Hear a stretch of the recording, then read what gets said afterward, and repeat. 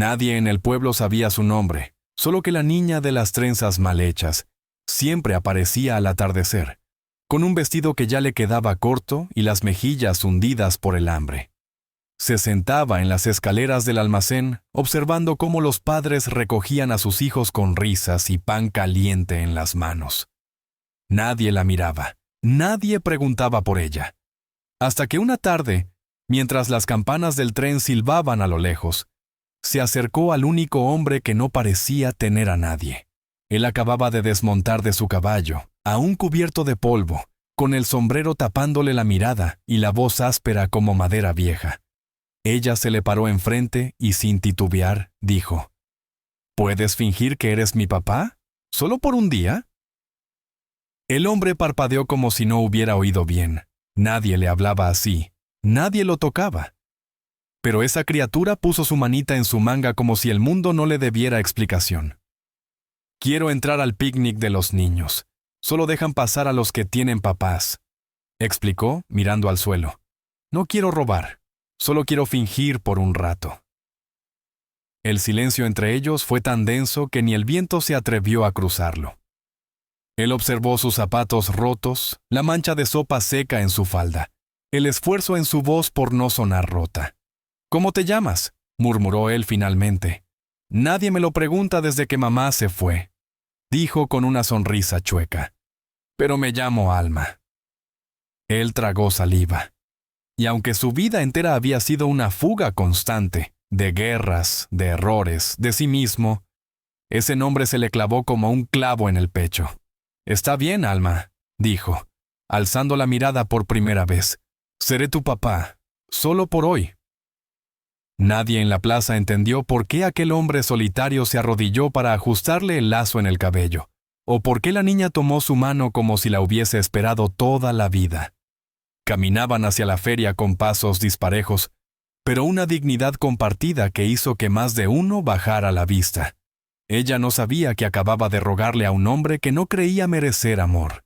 Y él no sabía que, en esa mentira de un día, estaba a punto de encontrar la verdad más profunda que jamás había conocido. El picnic era solo una manta vieja sobre el césped seco detrás de la iglesia, con bocadillos traídos por madres orgullosas, y jarras de limonada algo aguadas, pero para Alma parecía una fiesta celestial. Cuando llegaron, varias mujeres los miraron con curiosidad disfrazada de cortesía. Algunas reconocieron al hombre por su andar lento y su reputación de no hablar con nadie desde que llegó al pueblo con una herida mal curada y los ojos más cansados que la frontera misma. Alma, en cambio, entró como si por fin perteneciera a algo. Sosteniéndole la mano con fuerza, le presentó al mundo un hombre que no sabía cómo ser padre, pero que ya empezaba a sentirse responsable de ese corazón diminuto al lado suyo. ¿Su niña?, preguntó una señora entre empanadas. Él tragó saliva. Sí, dijo simplemente. Nadie preguntó más. No fue la mentira la que conmovió a los presentes, sino el modo en que la niña le sonreía como si lo hubiera estado esperando desde la cuna. Ella comió como quien hace espacio para algo más que pan. Esperanza, tal vez. Y luego se puso a correr con otros niños, volteando a mirar cada pocos pasos para asegurarse de que él aún estuviera ahí, en la sombra del nogal, sin irse. Él no se movió. No podía, no porque la promesa fuera firme, sino porque había algo en su pecho que se expandía como el calor de un fogón apagado durante años. Observó a Alma tropezar, reír, levantarse, hasta que de pronto un niño mayor la empujó y cayó de rodillas. Antes de que pudiera pensar, él ya estaba de pie. Caminó hacia ella, la levantó con torpeza y clavó su mirada en el niño que retrocedía sin saber por qué ese desconocido daba tanto miedo. ¿Te hizo daño?, le preguntó. Pero Alma negó con la cabeza y le susurró: Estoy bien, papá. Esa palabra, dicha así, con tanta naturalidad, le pegó más fuerte que cualquier bala en sus días de soldado. Volvieron a sentarse.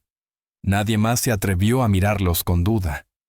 Nadie supo que aquel hombre se llamaba Elías, ni que hacía años que no tocaba a nadie sin temblar por dentro. Pero cuando ella apoyó la cabeza en su brazo al final de la tarde y murmuró que ese había sido el mejor día de su vida, algo se quebró suavemente dentro de él, porque lo único que no esperaba al fingir ser su padre era empezar a desear que fuera verdad. El picnic terminó con faroles apagándose uno a uno y niños recogidos en brazos dormidos. Las madres se despedían entre risas suaves y las mantas se doblaban sin apuro.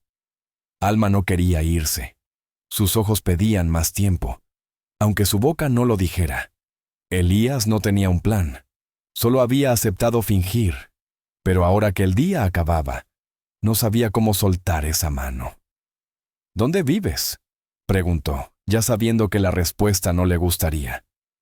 Ella señaló un granero al otro lado del campo, donde los perros dormían más calientes que ella. A veces ahí, a veces detrás del molino, cuando llueve.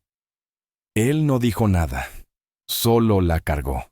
Fue un impulso, no una decisión, y ella se abrazó a su cuello con la confianza de quien, aunque rota, todavía cree que puede ser amada. La llevó a su cabaña, una estructura polvorienta al borde del pueblo donde nadie se acercaba. Allí había silencio, madera crujiente y un solo plato. «Puedes dormir en mi cama», dijo él sin mirarla. «Yo me quedo en la silla». Pero cuando ella vio la manta sobre sus hombros, caminó hacia él con pasos suaves, como si ya supiera cómo curar a alguien sin palabras. «No estoy enferma», murmuró, «solo sola». Y Elías, que tenía 1000 cicatrices bajo la piel, descubrió que ninguna dolía tanto como ver la infancia de alguien marchitarse sin ternura. Ella se durmió abrazada a su abrigo como si fuera un oso que la protegía del mundo. Y él no cerró los ojos en toda la noche. Observó el fuego apagarse lentamente, escuchó su respiración serena y se preguntó en qué momento esa mentira inocente lo había convertido en algo más, en alguien que ya no podía mirar hacia otro lado, porque por primera vez en años había alguien en su casa, y no era el eco. Al amanecer, Alma despertó con la cara pegada a la manga de su chaqueta. «Gracias por fingir», dijo en voz baja, como si temiera que el hechizo se rompiera. Pero él no sonrió. No esta vez. La miró como se mira a una promesa que no se puede romper. «No estoy fingiendo», respondió él. Y ella parpadeó, confundida. No entendía todavía que él ya había decidido algo en la oscuridad, que ese juego de un día había terminado, y lo que venía ya no era un acto. La calma que siguió duró solo 3 días. 3 amaneceres en los que Alma ayudó a barrer la entrada, recogió agua con el balde más grande que su cuerpo podía cargar, y preparó pan a su modo. Torpe, quemado, pero feliz. Elías no hablaba mucho, pero observaba. Cada vez que ella reía, algo dentro de él temblaba, como si su alma estuviera volviendo a la piel. Hasta que un forastero llegó al pueblo. Venía del este, con un sombrero elegante y un revólver al cinto que no buscaba polvo sino venganza. Preguntó por un hombre con una cicatriz en el costado. Alguien que abandonó una caravana después de un asalto donde murieron 3. Nadie respondió. Pero los ojos de una mujer vieja, la que vendía pan, se clavaron en la cabaña de Elías. Y esa noche, cuando el forastero pasó cerca del umbral, Elías sintió como el pasado volvía como una flecha. No por miedo a morir, sino porque ahora tenía algo que perder. Esa noche, mientras Alma dormía con una muñeca de trapo improvisada entre las sábanas, Elías se sentó junto al fuego y abrió una caja de madera escondida bajo el piso. Dentro, un papel viejo, una insignia oxidada y un nombre que ya no usaba: Damián Echeverría. Ese era él, o lo fue. Un hombre que juró proteger y huyó cuando el fuego cruzado lo rebasó. Un hombre que eligió vivir sin testigos ni vínculos, pero ahora tenía a Alma. Y los ojos de ella, sin juicio ni pasado, lo habían visto como él deseaba ser, no como fue. Al día siguiente, el forastero volvió a preguntar, más directo, más amenazante. Elías lo observó desde lejos, con la mano apretada en la madera de la puerta. Sabía que tarde o temprano alguien señalaría que ese hombre no venía solo por venganza, venía por justicia. Pero también sabía que si alguien tocaba a Alma, se acababa el silencio. Esa noche, ella lo notó más tenso, más callado. ¿Me vas a dejar como los demás?, preguntó sin mirar. Él negó con la cabeza. «Number, pero tengo que hacer algo para que eso nunca pase». Alma se abrazó a su cintura. «Entonces yo también quiero ayudarte». Elías la apartó con ternura. «Tú ya me ayudaste más de lo que sabrás jamás». Porque cuando ella le pidió que fingiera, sin saberlo, le dio una segunda vida. Pero ahora, para conservarla, tendría que enfrentar lo que siempre evitó. Porque nadie puede ser padre si no tiene el valor de ser hombre primero. Alma despertó sola. Elías ya no estaba en la cabaña. La manta que usaba como almohada todavía estaba tibia, pero él había salido con el amanecer. No dejó nota, solo un silencio que pesaba más que cualquier palabra. Afuera, el pueblo apenas despertaba, pero la tensión flotaba en el aire como polvo suspendido. En la cantina, el forastero jugaba con una bala entre los dedos, preguntando por un cobarde con ojos tristes y una herida mal cerrada. Y fue entonces cuando Elías entró. No con armas, no con violencia, solo con la firmeza de alguien que ya no huye. «Mi nombre es Damián Echeverría», dijo, y el murmullo que siguió fue como un disparo contenido. «Yo estuve en la caravana de Santa Rosa. Yo sobreviví». El forastero se levantó de golpe. «Sobreviviste, porque huiste». Elías no negó. «Sí, hice lo peor que puede hacer un hombre, correr mientras otros gritaban mi nombre. No puedo cambiar eso». El silencio fue absoluto. «Pero ahora tengo a alguien que me llama papá, y no puedo permitir que ese nombre se manche con la cobardía». El forastero lo miró con odio, pero también con algo más: confusión. Nadie esperaba que se entregara así, sin escudo ni excusa. «¿Qué quieres?», preguntó el forastero con la voz quebrada. «Que me escuches», dijo Elías, «y si luego quieres justicia la tendrás. Pero déjame contarte lo que nadie supo». Y en medio de la taberna, entre hombres que lo creían mudo, Elías habló por primera vez en años. Contó del humo, de los disparos, del niño al que cargó hasta perderse en el bosque, del cadáver de su hermano, del miedo que lo paralizó, no como excusa, sino como confesión. «Viví con la culpa, con el nombre enterrado, pero ella, esa niña, me enseñó que aún se puede empezar de nuevo». El forastero no respondió de inmediato, solo bajó el arma. «Mi padre murió en esa caravana», dijo. «Y yo juré encontrar a quien lo dejó solo». Elías asintió. «Entonces haz lo que viniste a hacer, pero no toques a la niña». En ese momento, Alma apareció en la puerta. Había seguido el rastro de pasos hasta allí. Cuando lo vio parado sin miedo, con la voz firme y la espalda recta, supo que ya no era el hombre triste que la ayudó en silencio. Era su padre, no de sangre, de elección. Y el pueblo entero vio cómo un hombre sin pasado se convirtió en leyenda, simplemente por quedarse. Elías no sabía qué dolía más, la mirada del forastero o la de Alma, clavada en él con una mezcla de orgullo y temor. El silencio se mantuvo un momento eterno, hasta que el forastero, aún con la mano en el revólver, suspiró profundamente. «No esperaba que hablaras, mucho menos que dijeras la verdad», murmuró. Elías no respondió. Ya no era tiempo de convencer. Había dicho lo que debía, y si su historia no bastaba, aceptaría el juicio. Pero entonces Alma, sin miedo, se acercó y tomó la mano de Elías como si con ese gesto lo protegiera del mundo. «Él me salvó», dijo, «no de ladrones ni monstruos, me salvó del olvido». El forastero la miró como si fuera la última persona capaz de torcer el rumbo de una bala. Luego volvió a mirar al hombre que odiaba. «¿Sabes cuántos años cargué esta rabia?», preguntó. Elías asintió. Tantos como yo la culpa. El forastero bajó lentamente el arma. No voy a dispararte hoy, pero tampoco he perdonado. No espero eso, dijo Elías con la voz grave. Solo quería que alguien supiera que no soy quien era. La tensión se desinfló como una rueda vieja, y el forastero se marchó sin mirar atrás, dejando atrás una venganza que se le había podrido en el pecho. Elías se arrodilló, exhalando por fin, pero Alma seguía firme. ¿Ahora qué pasará con nosotros?, preguntó. Esa palabra, nosotros, lo estremeció. Nunca se imaginó formando parte de algo tan simple. Ahora volvemos a casa, respondió. Si tú quieres. Ella asintió sin dudar. En el camino de regreso, la gente los miraba distinto.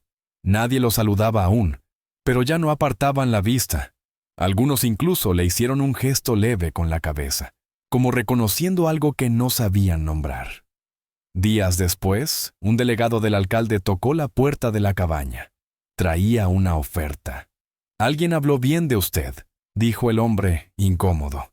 «Se necesita alguien para vigilar el almacén, alguien que imponga respeto». Elías dudó. Había evitado puestos así toda su vida, pero Alma le apretó la mano. «Ya no huyes», le dijo, «y yo necesito poder llevar pan contigo sin que nos miren como fantasmas».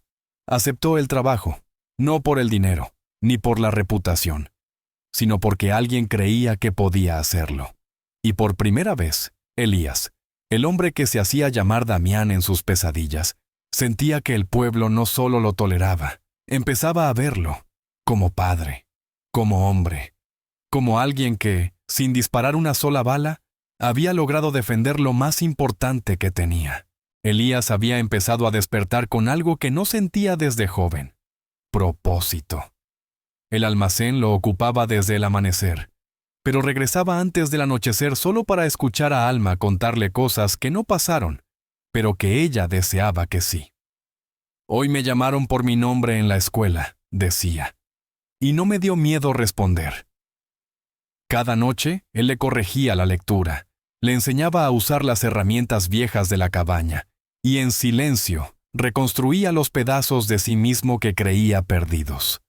Pero una tarde, Alma no lo esperaba en la entrada como siempre, y la mesa tenía solo un plato. Al llegar, encontró la puerta abierta, el abrigo de Alma sobre el suelo, y sobre la mesa, una carta arrugada. «No me fui porque no me quieras», decía la primera línea. «Me fui porque tal vez alguien me está buscando». Elías sintió que el aire se le escapaba del pecho. Continuó leyendo. «Una vez mi madre me dijo que si algún día desaparecía, alguien vendría a buscarme, y no quiero que tú pagues por esconderme. Te amo, papá. Pero si alguien de mi sangre está allá afuera, tengo que saber». Elías salió sin pensarlo, no con rabia, con miedo. Un miedo que lo hizo montar a caballo sin espuela, solo con el instinto de quien ya no se permite perder lo que ama. La buscó en el campo, en la escuela, en el camino al molino. Pero al final la vio donde menos esperaba, sentada en la estación de tren, con las piernas colgando del andén, sola, abrazando la carta contra el pecho. Cuando la vio, no gritó. Se acercó despacio, como quien se aproxima a un ciervo herido. Ella no lloraba, solo temblaba. «¿Quién vino por ti?», preguntó, con la voz baja. Alma negó con la cabeza. «Nadie. Solo quise saber si venían». Elías se sentó junto a ella. El tren pasó rugiendo, y ninguno se movió. «Tu madre no va a volver», dijo con suavidad. «Y si hay alguien más, no te buscó en todos estos años». Ella lo miró con los ojos grandes. «¿Y tú por qué sí?». Él no supo cómo responder, porque tampoco lo entendía del todo. Solo sabía que cuando ella lo llamó papá, algo dormido despertó. «Porque yo no sabía que te necesitaba, hasta que me encontraste». Alma apoyó la cabeza en su hombro. «No me vuelvas a dejar sola». Y él lo juró, sin voz, solo con el brazo que la rodeó para siempre. Cuando regresaron al pueblo, El murmullo era más fuerte que nunca. Algunos decían que Elías había secuestrado a la niña. Otros murmuraban que era su hija ilegítima. Nadie sabía la verdad, pero todos opinaban. El alcalde, presionado por los chismosos del domingo y las miradas de los más respetables, citó a Elías frente al consejo del pueblo. Era la primera vez que alguien lo llamaba a un lugar donde no se aceptaban silencios. Alma quiso ir con él, pero él le pidió que esperara en casa. Esto tengo que enfrentarlo como lo que soy. Tu padre. En el salón del ayuntamiento, las sillas crujían bajo hombres de panza grande y voces pequeñas. No está registrado como tutor, dijo uno. No es familiar, dijo otro. Y el pueblo no puede permitir que una niña viva con alguien sin garantías. Elías los escuchó a todos, sin agachar la cabeza, sin defenderse. Cuando por fin le tocó hablar, se puso de pie y colocó una foto sobre la mesa. Era un dibujo de Alma hecho con lápices gastados. En la hoja, 2 figuras de la mano con la palabra papá escrita torcidamente. No tengo papeles, dijo, ni escuela ni apellido que inspire respeto. Pero tengo algo que no se falsifica, señaló el dibujo. Esa niña duerme sin miedo, come sin robar y ríe como si no la hubieran abandonado. Si eso no vale como prueba, entonces ustedes no saben nada de justicia. Hubo un silencio largo. Algunos evitaron su mirada, otros apretaron los labios. Fue el forastero, el mismo que semanas atrás casi lo mata, quien habló desde el fondo de la sala. Yo vine buscando venganza, y vi a un cobarde hacerse hombre por esa niña. Si alguien quiere separarlos, va a tener que explicárselo a ella. Nadie se esperaba su voz, menos aún su defensa. El alcalde suspiró, sin ganas de más escándalos. No podemos impedirle que viva con usted, dijo finalmente. Pero debe regularizar su situación. Un apellido, un compromiso. Esa noche, Elías regresó a casa con papeles en la mano, y frente a Alma se arrodilló, no con un anillo, con un sobre. ¿Quieres que ponga tu nombre junto al mío? Alma lo abrazó tan fuerte que se le cayó el sobre. ¿Eso significa que me adoptas?, preguntó. No, corrigió Elías. Significa que reconozco lo que tú ya sabías, que somos familia, aunque nadie nos haya dado permiso. En ese momento, bajo la luz de una lámpara vieja, sellaron un pacto más fuerte que cualquier firma, porque en un pueblo donde todos opinaban, ellos se eligieron. Los días que siguieron fueron distintos, no porque el mundo cambiara de golpe, sino porque Alma y Elías ya no caminaban como extraños, ni fingían roles que les quedaban grandes. Ahora el pueblo los veía como lo que eran, un milagro discreto. Alma empezó a asistir a clases formales. Usaba un lazo nuevo que le regaló una costurera, y cada vez que alguien preguntaba quién la recogería, respondía sin dudar. ¿Mi papá? Y Elías se enderezó.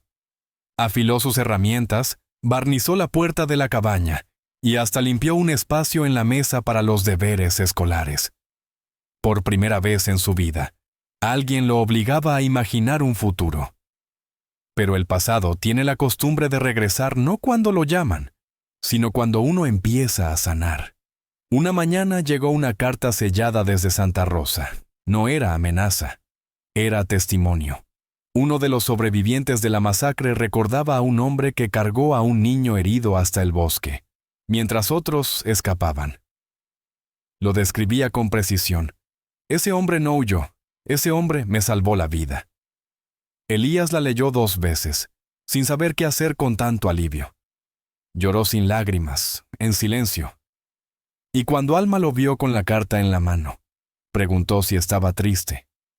No, hija, dijo por primera vez esa palabra como si llevara décadas en su boca. Estoy aliviado, porque alguien, por fin, dijo la verdad que yo mismo olvidé. Alma lo abrazó, y él la levantó en brazos como si fuera más liviana que todo el dolor que había cargado antes. Ese día, mientras caminaban por la plaza, Uno de los viejos que antes lo evitaban se acercó y le ofreció la mano. «Gracias por cuidar de ella», dijo. Y Elías, con el orgullo que solo tienen los redimidos, respondió: «Ella me cuidó primero. Ya no se ocultaba. Ya no usaba sombrero para taparse los ojos. Ahora miraba de frente, no como quien desafía, sino como quien ya no tiene nada que esconder». En la noche, Alma le pidió que le contara una historia antes de dormir. «¿Una real o una inventada?», preguntó él. «La tuya», dijo ella, «pero que tenga final feliz». Elías se quedó pensativo, y por primera vez entendió que su historia, marcada por silencios, fugas y cicatrices, tenía un capítulo nuevo que no dolía contar. «Está bien», murmuró, cubriéndola con la manta. «Te la contaré toda, empezando por el día que una niña me pidió que fingiera». Porque a veces, las mejores historias no nacen de la verdad, sino del amor que la transforma. Pasaron 2 años. Elías ya no era el hombre invisible del pueblo. Era el encargado del almacén, el primero en llegar al amanecer y el último en cerrar con llave. Cuando saludaba, lo hacían de vuelta. No por simpatía, sino por respeto. Pero su mayor logro no estaba en las cuentas del negocio ni en la madera ordenada en estantes nuevos. Estaba en la risa de una niña que ahora corría por el camino con los zapatos bien puestos, la espalda recta y el alma entera. Alma. Ya no dormía con miedo ni recogía migajas ajenas. Tenía su lugar en el mundo. Y tenía apellido. Era Alma Echeverría. Lo firmaba con orgullo en los cuadernos y lo decía en voz alta cuando la llamaban a leer en clase. Ese día en particular, Elías llegó más temprano que nunca. Llevaba un traje sencillo, limpio, que olía a madera y jabón. Había recibido una invitación. «Hoy recito mi primera historia frente al pueblo. Tienes que venir. No faltes, papá». Y no faltó. Se sentó en la última fila del pequeño salón comunitario, rodeado de padres con corbata y madres con peinetas. Cuando ella subió al pequeño escenario, no lo buscó con la vista. No necesitaba hacerlo. Sabía que él estaba allí. «Mi historia se llama El hombre que se quedó», dijo con voz firme. Y narró, con palabras infantiles pero corazón maduro, cómo un extraño con ojos tristes aceptó fingir ser su padre. Y terminó enseñándole a amar sin condiciones. No mencionó su abandono, no usó nombres, pero todos sabían. Al final, cuando bajó del escenario, no corrió a los aplausos. Caminó directo hacia él. «¿Te gustó?», preguntó, insegura. Elías se inclinó y le susurró: «Nunca me sentí más visto». Esa noche cenaron pan recién horneado. No tenían lujos, pero tenían lo que nadie podía comprar: pertenencia. Cuando Alma se durmió, Elías salió al porche. Miró el cielo, el mismo que antes lo oprimía. Ahora era amplio, abierto. Ya no tenía miedo de que lo vieran, ni de lo que pasó, ni de lo que dirían, porque tenía algo que no se puede fingir. Una hija, un hogar, una segunda vida ganada sin disparos, sin medallas, solo con amor sostenido. Antes de entrar, miró una última vez al camino, y por primera vez desde que llegó a ese pueblo, no sintió ganas de huir. Cerró la puerta, no para aislarse, sino para guardar lo que más amaba. Porque cuando alguien te llama papá, es ahí donde empieza el siempre.